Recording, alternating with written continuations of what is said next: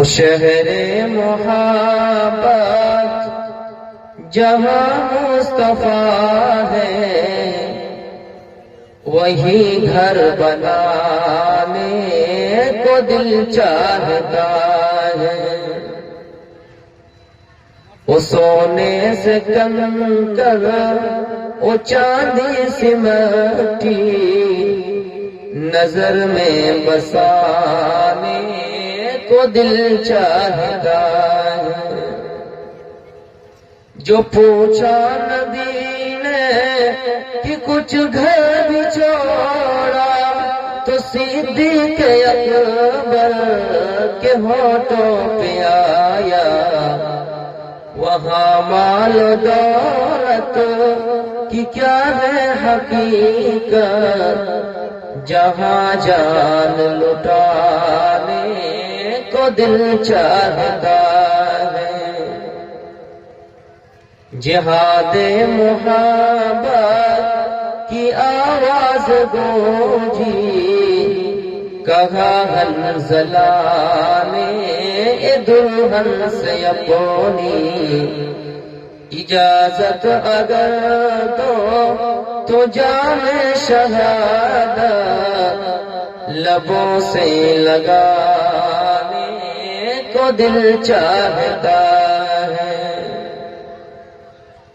ستاروں سے یہ چاند کہتا ہے ہر دم تمہیں کیا پتا ہے وہ ٹکڑوں کا عالم. اشاروں میں آقا کہ اتنا مزہ تھا کہ پھر ٹوٹ جانے کو دل چاہتا ہے. اسٹیج پر تشریف فرما علماء کرام، سامنے بیٹھے ہوئے بزرگوں، نوجوان ساتھیوں اور اس جلسے میں شریک ہوئی ہماری ماں و بہنوں، رات کافی ہو چکی ہے. میں نے قرآن کریم کی ایک آیت پڑھی جس میں اللہ رب العالمین لوگوں کو ڈرا رہا ہے اور ایمان والے کو خاص کر کے کہ یا ایھا الذین آمنوا، اے ایمان والو اللہ رب العالمین سے ڈرو. وَلْتَنْظُرْ نَفْسٌ مَا قَدَّمَتْ لِغَدٍ، اور ہر نفس کو غور کرنا چاہیے کہ اس نے آنے والے دن کے لیے یعنی کل قیامت کے دن کے لیے کون سی تیاری کر رکھی ہے. یہاں پر انسان نہیں کہا، یعنی ہر نفس کو یہ غور کرنا چاہیے کہ اس نے کل قیامت کے دن کے لیے کون سی تیاری کر رکھی ہے.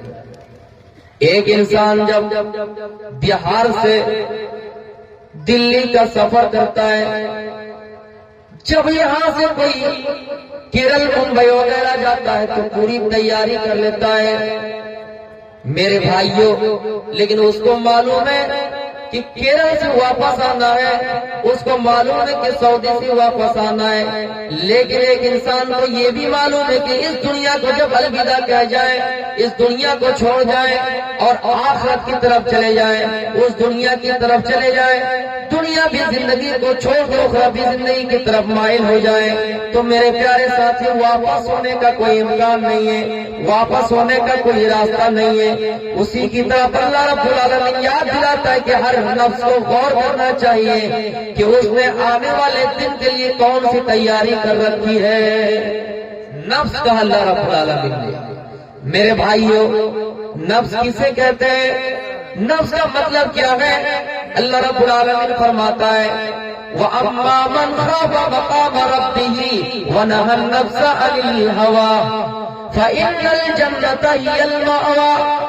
جو انسان اپنے رب کے سامنے کھڑا ہونے سے ڈر جائے اور اپنے خواہشات کو، اپنے نفس کو برے راستے سے روک لے، یعنی نفس کی غلامی سے آزاد ہو جائے، اللہ فرماتا ہے فَإِنَّ الْجَنَّةَ هِيَ الْمَأْوَىٰ، اس انسان کا ٹھکانہ جنت ہوگی.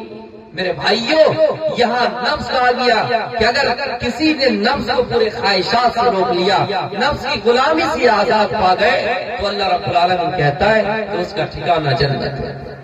انسان کا سب سے بڑا دشمن نفس ہے، شیطان بھی بڑا دشمن نہیں ہے، شیطان ہمارا کھلا دشمن ہے، لیکن سب سے بڑا دشمن انسان کا نفس ہوتا ہے۔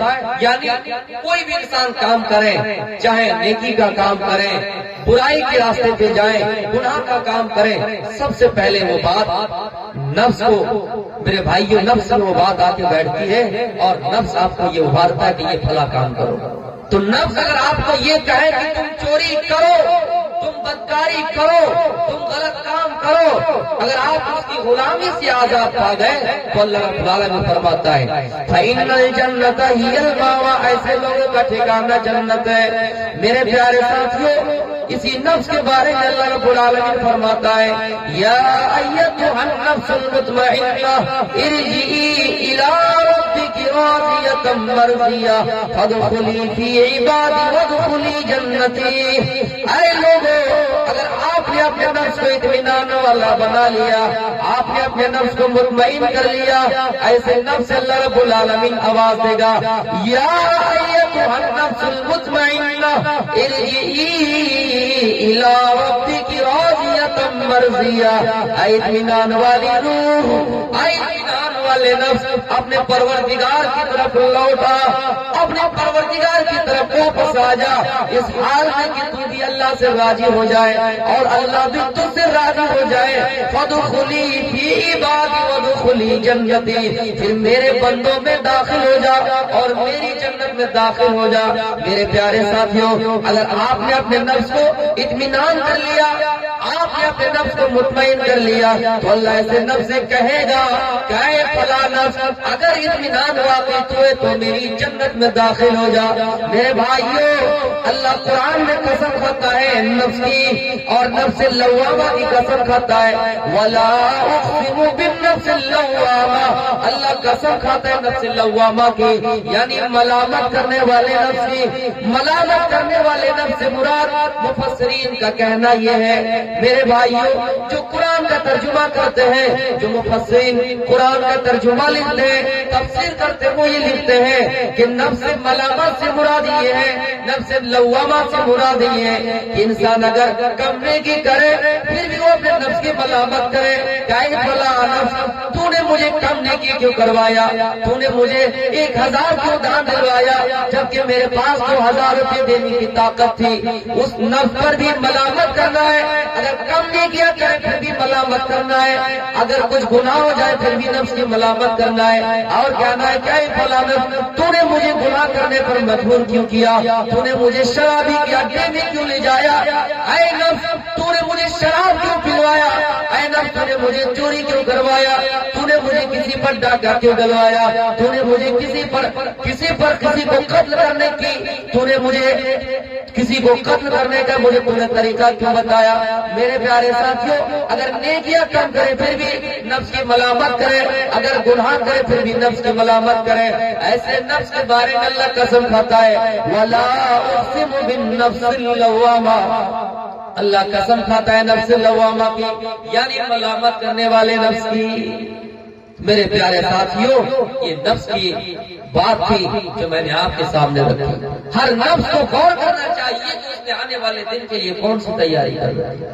دنیا میں ایک انسان اپنے آپ کو کامیاب تب سمجھتا ہے جب اس کے پاس بلڈنگ ہو جائے، دنیا میں ایک انسان اپنے آپ کو کامیاب تب سمجھتا ہے جب اس کی نوکری لگ جائے، لیکن اللہ فرماتا ہے کہ کامیاب نفس وہ ہے، کامیاب انسان وہ ہے فَمَنْ زُحْزِحَ عَنِ النَّارِ وَأُدْخِلَ الْجَنَّةَ فَقَدْ فَازَ، کامیاب وہ ہے جو جہنم سے بچ گئے، جو جہنم کی آگ سے بچ گئے اور جن کا داخلہ جنت میں ہو گیا۔ اے لوگوں، دنیا میں نوکری لگ جانا کامیابی نہیں ہے، دنیا میں دولت جمع کر لینا کامیابی نہیں ہے، دنیا میں کروڑوں کی سمپتی جمع کر لینا کامیابی نہیں ہے۔ کامیاب تو ہے جو اپنے آپ کو جنت میں داخلہ کرا لیا اپنے آپ کا اور جہنم کی آگ سے بچ گئے۔ میرے پیارے ساتھیوں، اللہ اسی نفس کے بارے میں فرماتا ہے قد افلح من زکاہا، کامیاب ہو گئے وہ انسان جنہوں نے اپنے نفس کو پاک کر لیا۔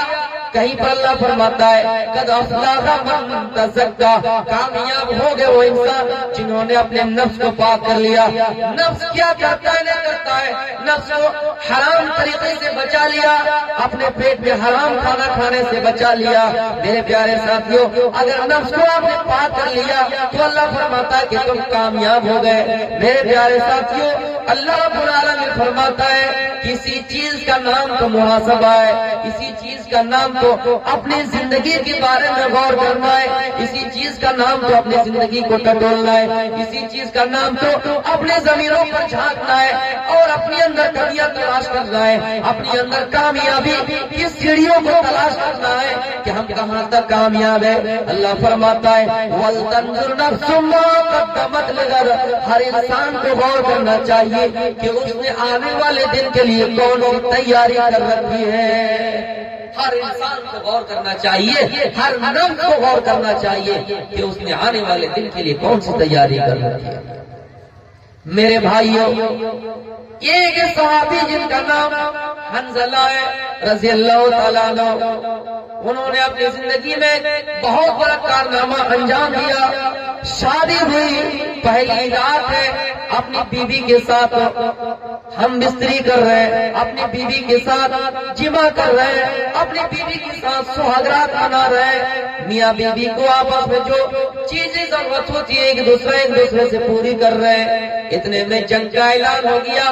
اللہ کے رسول نے اعلان کر دیا کہ اے میرے صحابہ، اس اعلان کے بعد کوئی اپنے گھر میں نہیں رکے گا، کسی کو گھر میں رکنے کی مہلت نہیں ہے۔ جیسے گھنٹی بج گئی کہ اس اعلان کے بعد کسی کو گھر میں ٹھہرنے کی اجازت نہیں ہے۔ میرے پیارے ساتھیوں، اعلان ہو گیا۔ یہ حنظلہ اپنی بیوی کے ساتھ ہے۔ حنظلہ اپنی بیوی سے ہم بستری ہی کیے تھے، جمع ہی کیے تھے، ابھی غسل جنابت بھی نہیں کیے تھے، ہم بستری سے کسی طرح فارغ ہوئے تھے اور جنگ کا اعلان ہو گیا، جہاد کا اعلان ہو گیا۔ حنظلہ اسی وقت اپنے بستر سے اٹھ کھڑا ہوتا ہے اور میدان جنگ کی طرف چلنا شروع کر دیتا ہے۔ میرے پیارے ساتھیوں، ان کی بیوی پیچھے سے دوڑتی ہوئی آتی ہے اور اپنے شوہر کا دامن پکڑتی ہے اور کہتی ہے وہ میرے شوہر، میں آپ کو روکنے نہیں آئے ہوں، میں آپ کو منع کرنے نہیں آئے ہوں، میں آپ کو اس لیے یہاں آپ کے پاس نہیں آئی ہوں کہ آپ رک جائیں، یہ نہیں میں کہہ رہی ہوں، ہاں لیکن ابھی آپ نے مجھ سے جمع کیا ہے، ابھی آپ نے مجھ سے ہم بستری کیا ہے، کم از کم آپ غسل کر لیجئے، کم از کم آپ غسل جنابت سے فارغ ہو جائیے، اس کے بعد آپ میدان جنگ کی طرف چل جائیے۔ میرے پیارے ساتھیوں، اعلان ہوا، بستر سے اٹھ کھڑے ہوئے، پہلی رات ہے، ابھی فارغ بھی نہیں ہوئے تھے، غسل جنابت بھی نہیں کیے۔ جیسے اعلان ہوا، حنظلہ میدان جنگ کی طرف چل گئے اور میدان جنگ میں لڑتے لڑتے شہید ہو گئے۔ کتنے کافروں کو بھی جہنم رسید کر دیے اور خود شہید ہو گئے۔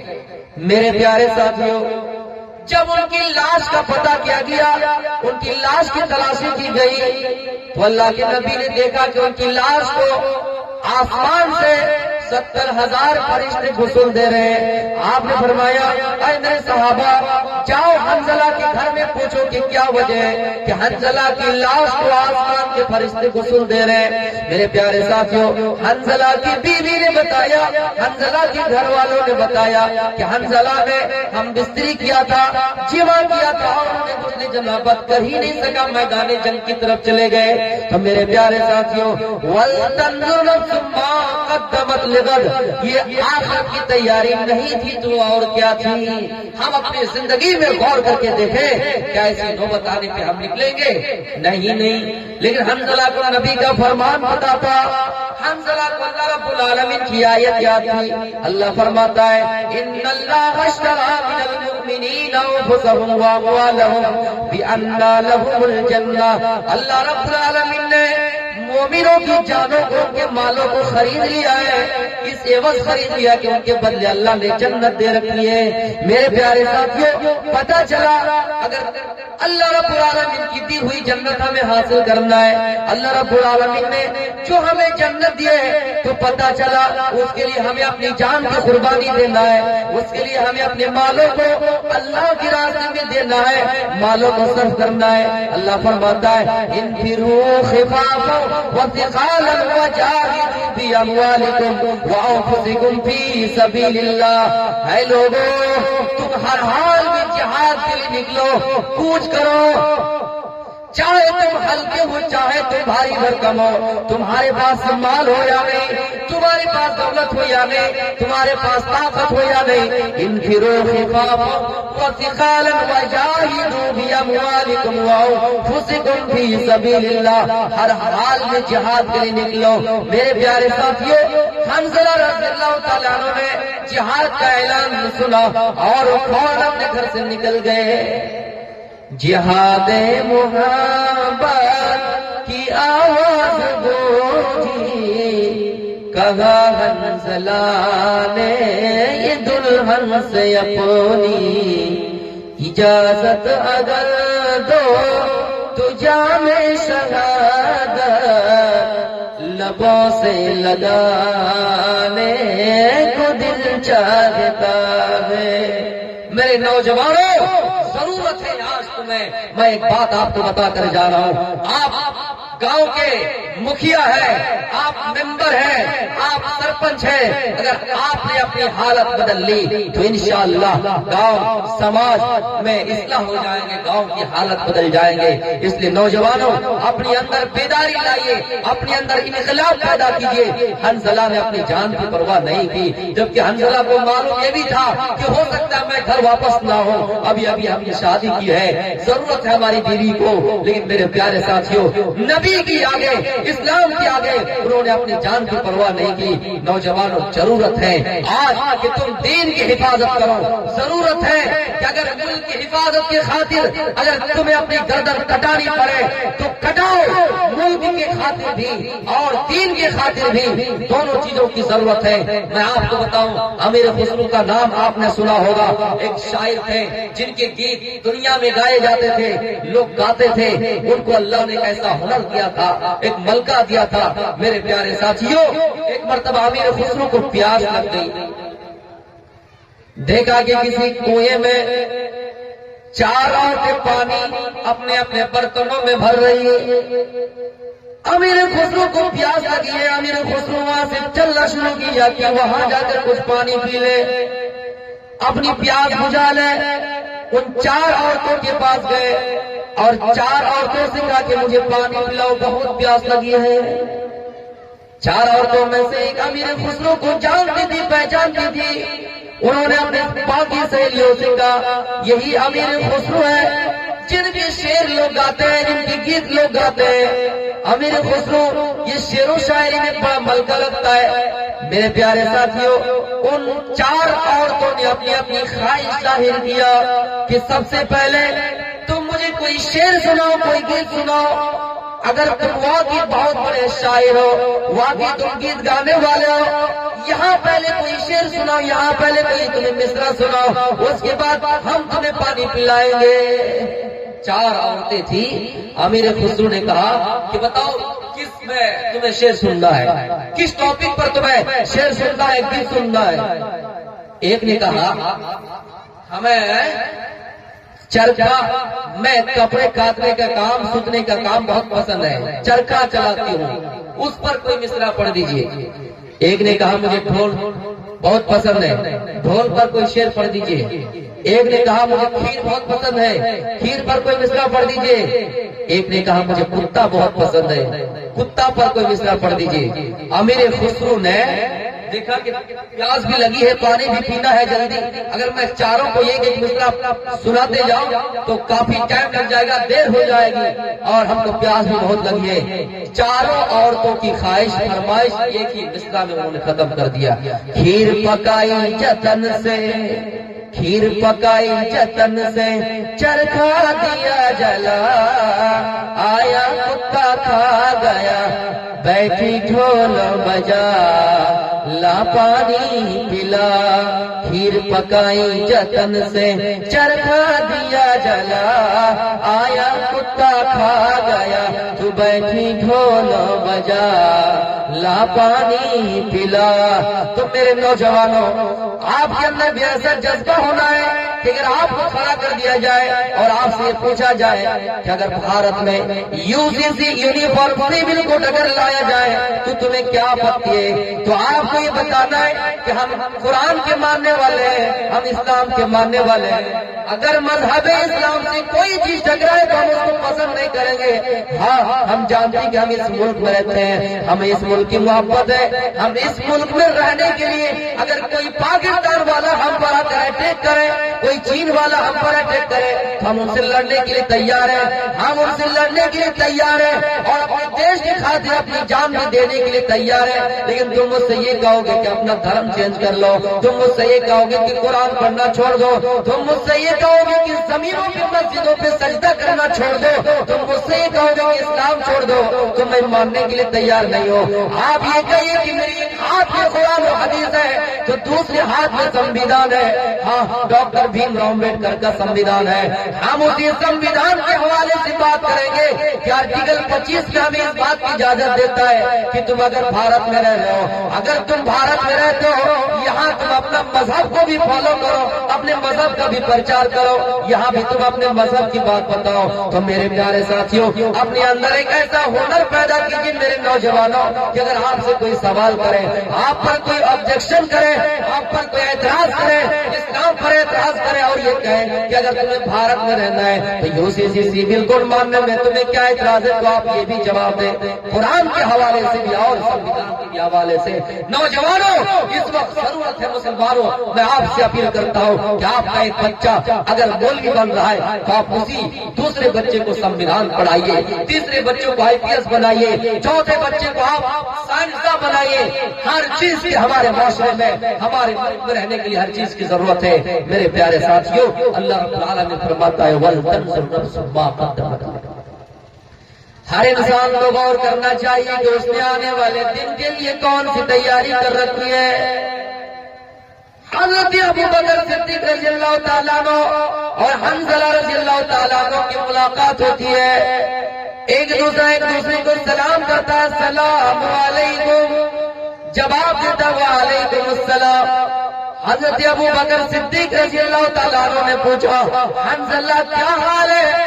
حنظلہ جواب دیتا ہے کہ ابو بکر صدیق کیا بتاؤ. حنظلہ تو منافق ہو گیا ہے. ابو بکر صدیق نے کہا حنظلہ کیسی بات کر رہے ہو, یہ کیوں بات کر رہے ہو, کیسے منافق ہو گئے ہو. حنظلہ کہتا ہے ابو بکر میں جب نبی کی مجلس میں ہوتا ہوں تو ایسا لگتا ہے کہ جنت ہماری آنکھوں کے سامنے, جب میں نبی کی چوکھٹ میں ہوتا ہوں ایسا لگتا ہے کہ جہنم سے بچ گیا ہو, جہنم کا عذاب ہمارے سامنے. لیکن جب نبی کی مجلس میں چھوڑ دیتا ہوں, جب میں اپنے بیوی کے پاس چلاتا ہوں, جب میں اپنے بچوں کے پاس چلاتا ہوں, کاروبار میں آ جاتا ہوں, دکانداری میں لگ جاتا ہوں, بزنس میں لگ جاتا ہوں, بیپاری میں لگ جاتا ہوں, دنیا داری میں لگ جاتا ہوں, تو تھوڑی دیر کے لیے جنت کو بھول جاتا ہوں, جہنم کو بھول جاتا ہوں, عذاب قبر یاد نہیں رہتی ہے. اس لیے مجھے لگتا ہے کہ میں منافق ہو گیا ہوں. ابو بکر صدیق کہتے ہیں حنظلہ کوئی حال میرا بھی ہے. اے حنظلہ میں جب نبی کی مجلس میں ہوتا ہوں مجھے ایسا لگتا ہے کہ جنت آنکھوں کے سامنے ہے, لیکن جب نبی کی مجلس چھوڑ دیتا ہوں تو جنت یاد نہیں رہتی ہے. جب نبی کی مجلس میں ہوتا ہوں تو لگتا ہے کہ جنت آنکھوں کے سامنے ہے, لیکن جب نبی کی مجلس چھوڑ دیتا ہوں تو ایسا لگتا ہے کہ نہ جنت یاد ہے, نہ جہنم یاد ہے, نہ عذاب قبر یاد ہے. ایسا لگتا ہے کہ منافق ہو گیا ہو. آپ اپنی زندگی میں غور کیجئے, یہاں جب تک ہے آپ کے ایمان کی کچھ الگ حالت ہے, آپ کی کیفیت کچھ اور ہے, لیکن یہاں سے نکلنے کے بعد آپ کی حالت کچھ اور ہو جائے. تو حنظلہ یہ کہہ رہا ہے کہ میں جب نبی کی مجلس میں ہوتا ہوں ایسا لگتا ہے کہ جنت آنکھوں کے سامنے ہے, لیکن نبی کی مجلس چھوڑ دیتا ہوں, اپنی بیوی کے پاس آ جاتا ہوں, اپنے بچوں کے پاس آ جاتا ہوں, اس وقت ہماری کچھ الگ حالت ہو جاتی ہے. دونوں اللہ کے نبی کے پاس آ جاتا, اللہ کے نبی سے کہا کہ ہم دونوں منافق ہو گئے. اللہ کے نبی نے فرمایا کیا بات ہے, کیوں منافق ہو گئے ہو. حنظلہ کہتے ہیں اے اللہ کے نبی ہم اس لیے منافق ہو گئے, آپ کے پاس ہوتا ہوں تو جنت یاد رہتی ہے, جب آپ کے پاس نہیں ہوتا ہوں تو جنت یاد نہیں رہتی ہے. میرے پیارے ساتھیوں، تو آپ نے بتایا کہ حنظلہ منافق کی بات نہیں ہے، یہ وقت کی بات ہے جب میرے مجلس میں ہوتے ہو اس وقت تمہارے ایمان کی کچھ الگ حالت ہوتی ہے، اس وقت کچھ کیفیت ہوتی ہے، جب نبی کی مجلس چھوڑ دیتے ہو اس وقت کچھ الگ حالت ہوتی ہے، یہ منافق کی بات نہیں ہے۔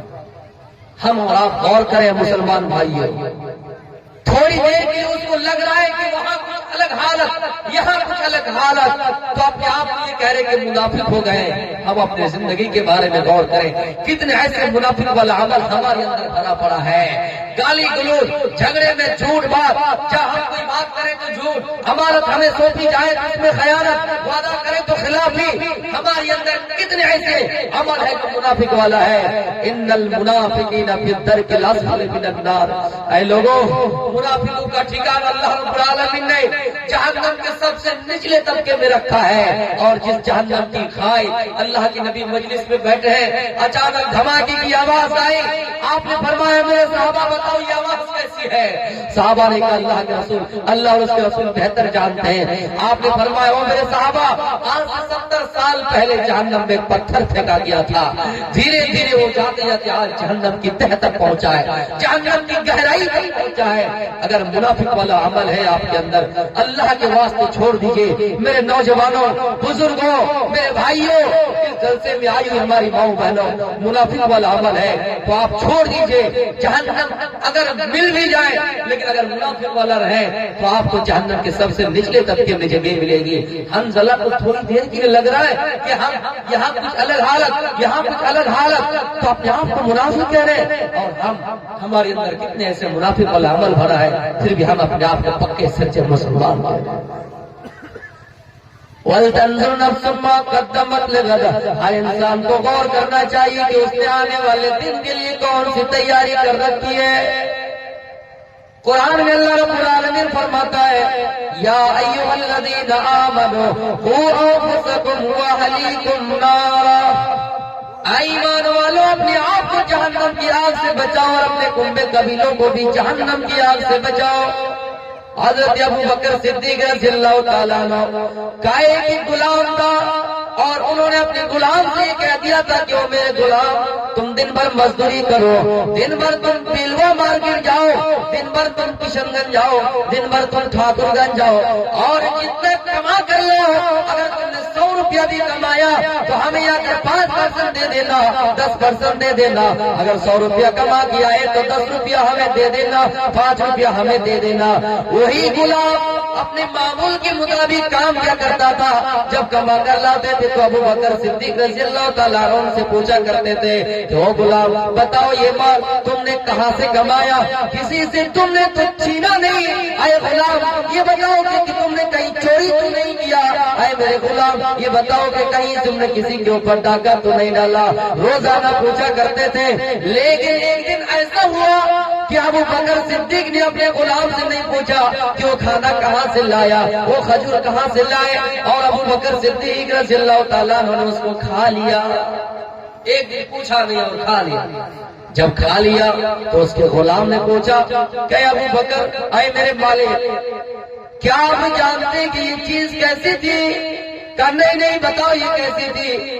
اس کے غلام نے کہا کہ ابو بکر اے میرے مالک راستے میں کچھ سالوں پہلے، کچھ مہینوں پہلے ایک آدمی گزر رہا تھا، میں نے کہانت گڑی تھی، مثال کے طور پر ایک آدمی اپنی بیوی کے ساتھ سفر کر رہا تھا، اور اس کی بیوی کے پیٹ میں حمل تھا، بچہ تھا۔ اس نے مجھ سے پوچھا کہ بتاؤ پیٹ میں کیا ہے، میں نے کہہ دیا کہ بیٹا ہے، اور کچھ دنوں بعد اس کا بیٹا ہو گیا۔ انہوں نے خوشی کی مارے مجھے انعام دینے آیا، اور میں نے انعام لے لیا اور میں نے آپ کو لا کر پیش کر دیا اور آپ نے کھا لیا۔